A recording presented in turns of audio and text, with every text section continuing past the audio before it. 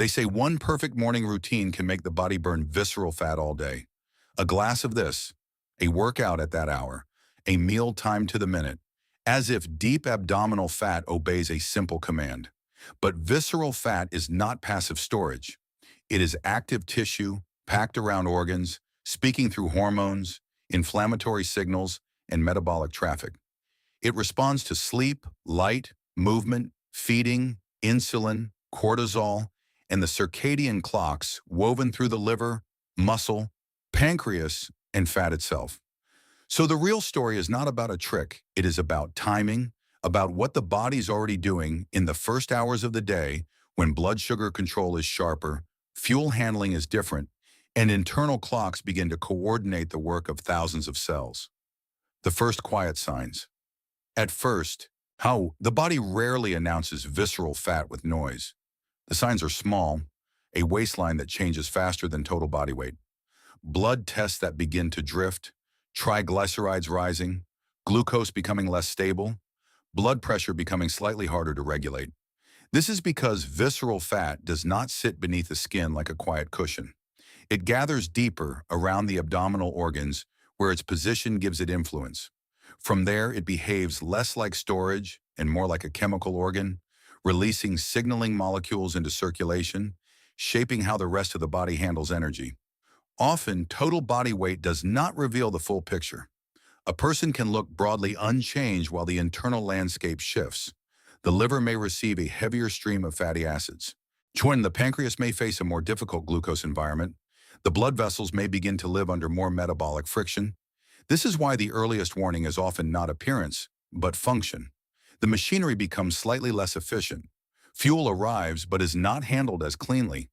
Insulin must work harder. The river of blood carries more cargo than the system expected. Visceral fat is silent because it grows in the dark space between sensation and measurement. By the time obvious symptoms arrive, the process has often been running for years. Source. Where the process begins. Visceral fat begins to expand when incoming energy repeatedly exceeds what tissues can properly use, store, or oxidize. But the story is not just quantity, it is choreography. The body runs on clocks.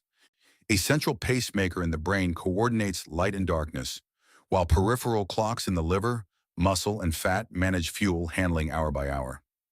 When light arrives late, sleep shortens, meals drift into the wrong biological window, or activity becomes sparse, these clocks begin to disagree. That disagreement changes metabolism. Insulin sensitivity falls outside its optimal timing. Glucose control worsens later in the day and night. Lipid handling shifts. Energy that might have been directed efficiently through muscle and liver is more likely to be stored. Sleep loss adds another layer. In controlled studies, short sleep increased abdominal fat, including visceral fat, even when the body did not yet show a dramatic rise in total fat mass. In some cases, visceral fat kept increasing even after brief recovery sleep. The body had already been pushed into a different storage pattern. This is the hidden beginning. Not a single bad morning, but repeated circadian noise. The metabolic orchestra loses its conductor. And when timing breaks down, fat storage deep inside the abdomen becomes easier, quieter, and more persistent. Source. The Morning Metabolic Shift Summary. This chapter explains why mornings matter biologically. It explores circadian alignment, fuel use after the overnight fast, and the body's early day handling of glucose and energy. The routine is really a timed metabolic state. Morning is not magical. It is simply a phase of human biology. After the overnight fast, insulin is low relative to the fed state. Liver glycogen has been partially used, and the body is transitioning between stored and incoming fuel. At the same time, the circadian system is preparing tissues for daytime metabolism. In healthy physiology, glucose tolerance and post-meal energy handling are generally stronger earlier in the day than late at night.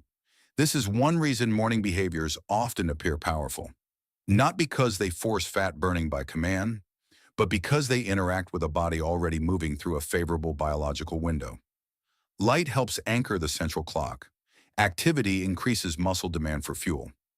The fasting to feeding transition changes the hormonal conversation between liver, fat, and muscle. Visceral fat is especially relevant here because it is metabolically active and highly responsive to hormonal traffic.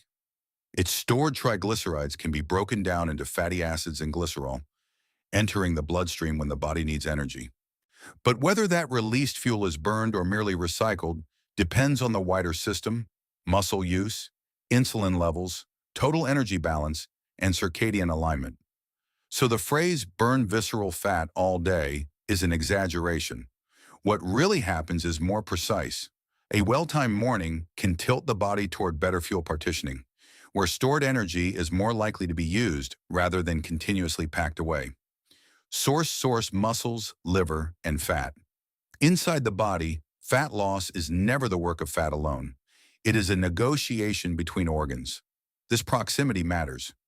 Fatty acids released from visceral stores have a more direct route into the portal circulation, where the liver receives them. A steady oversupply can push the liver toward insulin resistance, altered lipid production, and greater metabolic burden. When the system becomes less flexible, instead of shifting smoothly between fuels, it clings to storage. Exercise studies show that visceral adipose tissue can decrease even when the scale does not fully explain the change. That matters because weight alone is a poor narrator. Two bodies can lose the same kilograms while changing very different internal compartments. One may reduce surface fat, another may reduce deeper abdominal stores with larger metabolic benefit. So when a morning period includes movement, what changes first is not appearance. It is fuel demand. Muscle becomes a furnace with open doors. And when fuel is being pulled into use, visceral fat becomes one possible source among the body's many reserves. Source myth and scientific reality. The myth is simple. Do one thing in the morning, and visceral fat will melt all day. Science is less theatrical. There is no switch that targets deep abdominal fat with perfect precision from a single habit. The body does not select fuel according to internet slogans. It responds to hormonal state, tissue demand, circadian timing, energy balance, sleep history, and the condition of muscle, liver, and adipose tissue. Another myth says that if weight does not change quickly, nothing is changing inside. But visceral fat can respond differently from total body weight. Studies on exercise repeatedly show that abdominal fat compartments may improve even when the scale moves less than expected. Internal change can happen before external confirmation. A third myth says late nights can be canceled by one healthy morning. But circadian biology does not work like debt erased by a single payment. Short sleep and mistimed behaviors can shift the metabolic environment toward greater abdominal fat deposition, and brief recovery is not always enough to reverse it immediately. So the scientific reality is not that a morning routine forces the body into constant fat burning. It is that morning biology can either align with metabolism or conflict with it. And over time, alignment reduces friction, misalignment increases it. The body follows patterns, not hacks, not slogans. Patterns. Source. Reading the body's signals. When the body sends signals, it is describing mechanics. A widening waist may represent deepening abdominal storage. Post-meal heaviness may reflect glucose handling under strain, when elevated triglycerides may signal that the liver is processing too much incoming fuel. Rising blood pressure may indicate vessels living under chronic metabolic tension. Fatigue in this context is not a mystery of will. It can be the byproduct of unstable fuel regulation, poor sleep architecture, inflammatory load, or reduced metabolic flexibility. The cells are still working. They are simply working in a noisier factory. Even appetite can become distorted when circadian timing is repeatedly disrupted. Hormonal signals that help coordinate hunger, satiety, and energy use no longer arrive with the same precision. The body's messengers begin speaking over one another. None of these signals appear overnight. They gather. That is why visceral fat is best understood not as a cosmetic issue, but as a physiological condition with consequences for organs, blood vessels, immunity, and aging itself. The body usually whispers before it fails. Its warnings are rarely dramatic. They are measurable, cumulative, and deeply physical. To understand those signals is not to panic. It is simply to see the machinery clearly. Source. So the truth behind the title is quieter than the claim. No morning routine can command the body like a machine with one button. But the first hours of the day do matter because metabolism is rhythmic. Light, sleep timing, movement, feeding state, and organ clocks all shape how fuel is handled. And when that system remains aligned, visceral fat is less likely to thrive in silence. What the body stores, what it burns, and what it signals are all part of the same river. And health is not sudden, it is cumulative. The body gives signs before breakdown. Understanding the body is the first step to respecting it.